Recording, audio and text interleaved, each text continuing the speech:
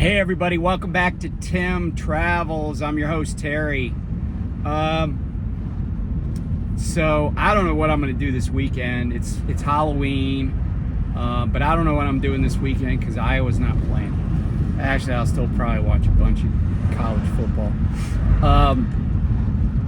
Anyway, I had this epiphany recently because if you followed this channel or me or whatever however you want to say it, you know that I routinely look at quarterly earnings statements from publicly held trucking companies. And I don't even know why, but I was looking at Marten Transportation, Marten, and I was like, and I don't know if I got anything from them in my latest round of job hunting, but I did, I was looking at their quarterly statements, their P&L and their balance sheet and stuff. And they didn't have a great quarter, but they are selling their intermodal business to Hub Group. But in any event, one thing that jumped out at me, normally I pay attention to OR because I feel like that's kind of, it's an interesting picture and people understand operating ratio. When I say, oh, it costs them $1.02 to make $1, right? Everybody understands that, and it doesn't sound good, and because it's kind of not. Let me roll this window. So anyway, but the number that I looked at, I was like, oh well, let's look at their, and I didn't go in looking for this, but I noticed it, and it's their revenue per truck per week. So take a look at this, and this is from their report. This is Marten Transportation. Okay, and then I also, once I looked at that, I was like, all right, well, let me see what, Werner looks like. Because Werner is kind of on my crap list as far as employers go, just because of how bad they treat their employees. And I'm still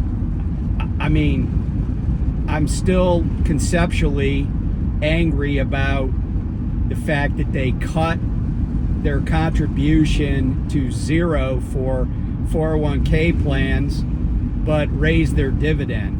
And by the way, Werner had a pretty crappy quarter. Werner's OR is well over 1. But here's Werner's revenue per truck.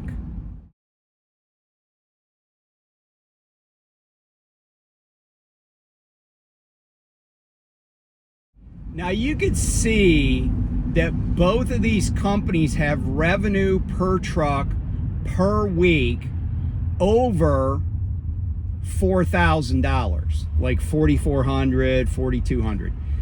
And you may be like, well, Terry, why do I care about that? And the answer is you might not, but I look at that and I say, wait a minute. This is revenue per truck per week every week. Like if that driver took home time of that truck, if that truck was in the shop, if that truck only ran 2,200 miles last week, every single week in the quarter, that's what their trucks average. And it doesn't matter how many trucks they have, because what's important is that each of those trucks had a driver. Now, maybe some of them had 2 drivers, but the point is that, I was talking, and by the way, this is not part 4 of my, what I wish I would have known before I came into trucking. This is a totally different kind of analysis, right? But ask yourself this.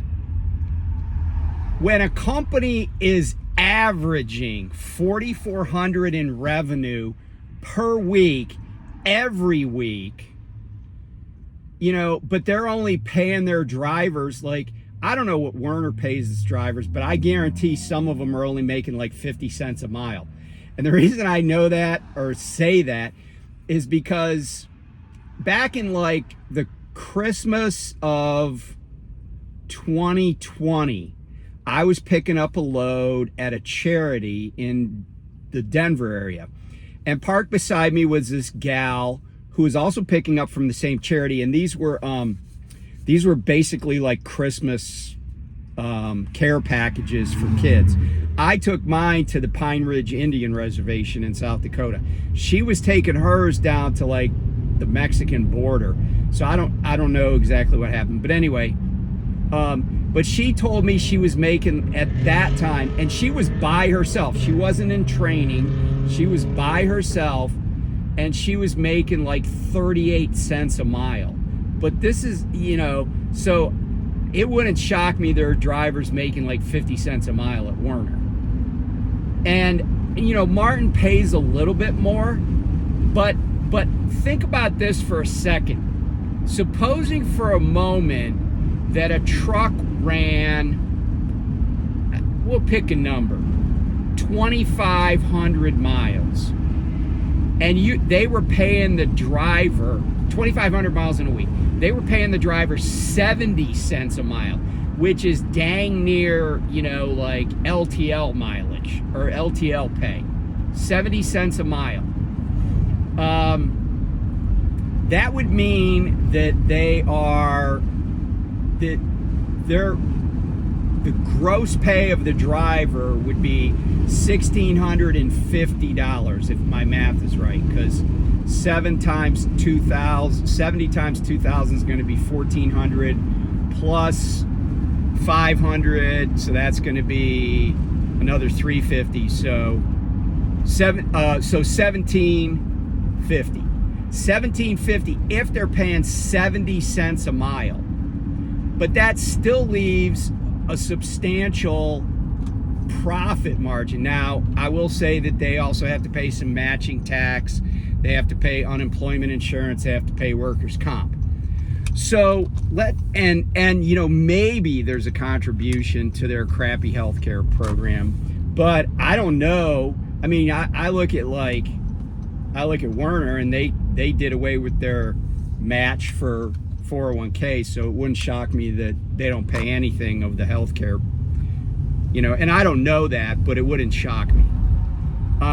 So, but let's say all in, right, on a really banging week, and if they're paying 70 cents a mile, they're probably out around $2,000. But let's just say for planning purposes, it's $2,100 a week in wages, tips, and salary, including benefits for the driver. $2,100 a week. Okay, and then, you know, we got wear and tear on the truck, we got fuel, but still, even after I pay wear and tear on the truck, fuel, tolls, you know, all that mess, right? What I think that truck is probably netting at least $1,000 a week. At least $1,000 a week. And you know, you ask yourself, okay, they're netting $1,000 a week. And then, you know, they have overhead costs, they have costs of all this other stuff. But even if, and this is in my scenario, they're paying 70 cents a mile, right? But if they were running 2,500 miles and they're only paying 50 cents or 55, you know, 50 cents, that's only going to be $1,250 gross pay to the driver. And the point of all this is simple.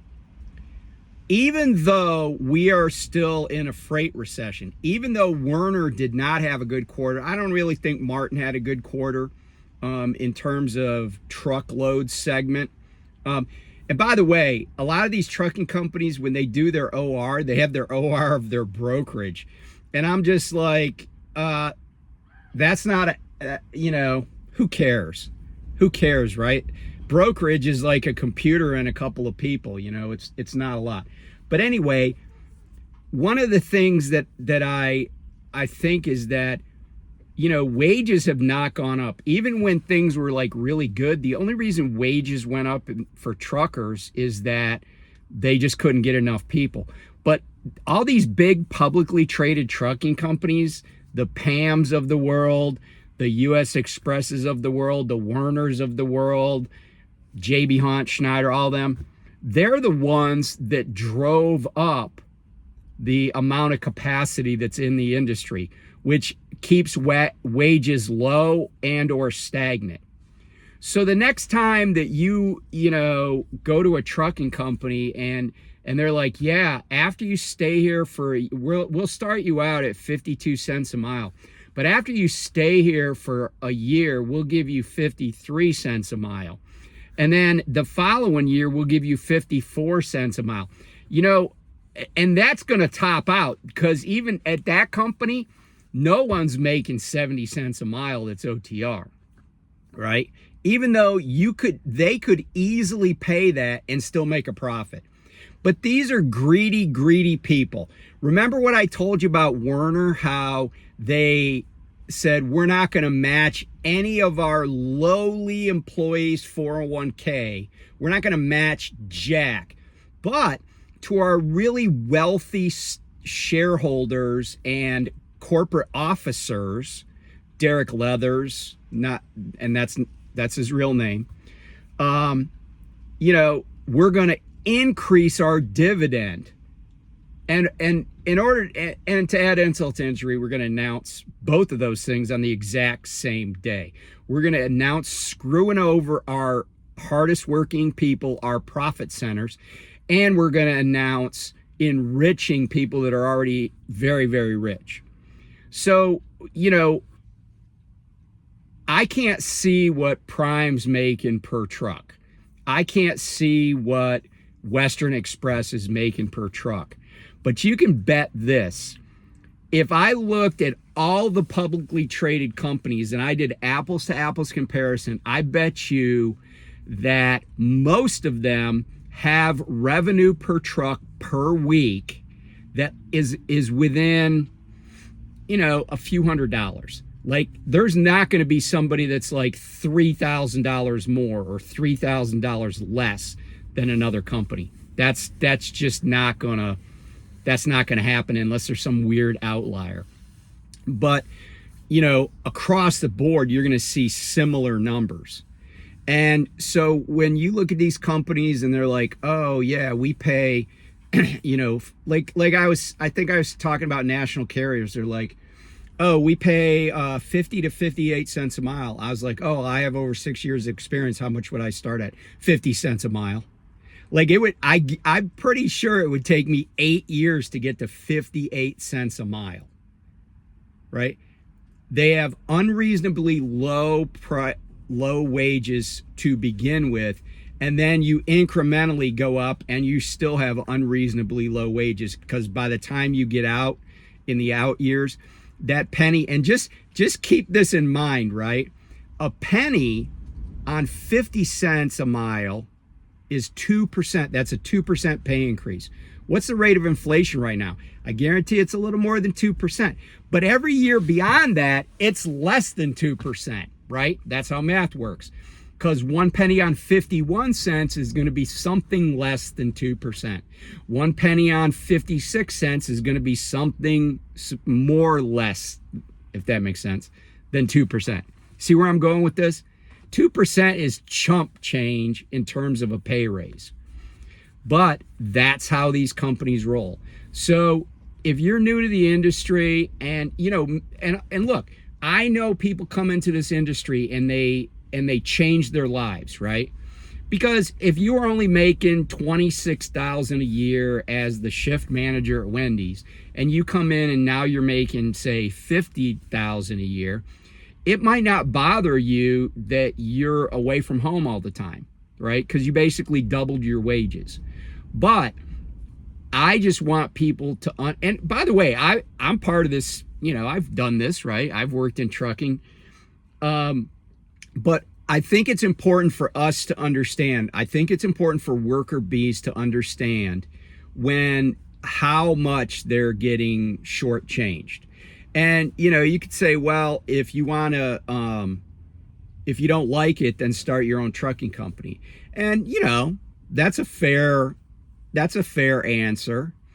But I do think that I think the days of starting a company and really getting to be a long-term competitive company, some people are doing it.